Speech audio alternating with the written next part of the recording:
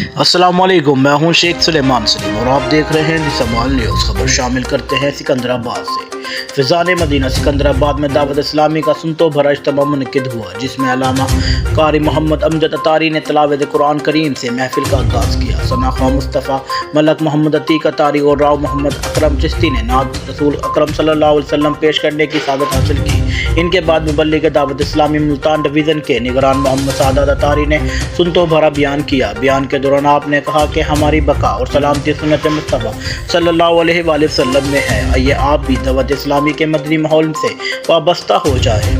فیضان مدینہ سکندرآباد کے لیے لاشاری خاندان نے مل کر یہ عظیم تحفہ زمین کی صورت میں دعوت اسلامی کو دیا۔ اس میں خصوصی کوشش کی اور دلچسپی دعوت اسلامی کے امیر عالم خان لاشاری نے کی۔ مبلغ دعوت اسلامی قاری محمد غلام شبیر عطاری نے کہا کہ الحمدللہ فیضان مدینہ سکندرآباد کا باقاعدہ آغاز 29/9/2020 کو ہوا۔ آج فیضان مدینہ میں الحمدللہ کثیر تعداد میں طلباء دین کی تعلیم حاصل کر رہے ہیں۔ اس موقع پر 49 بچوں نے قرآن پاک حفظ کیا اور انہیں اسناد سے نوازا گیا۔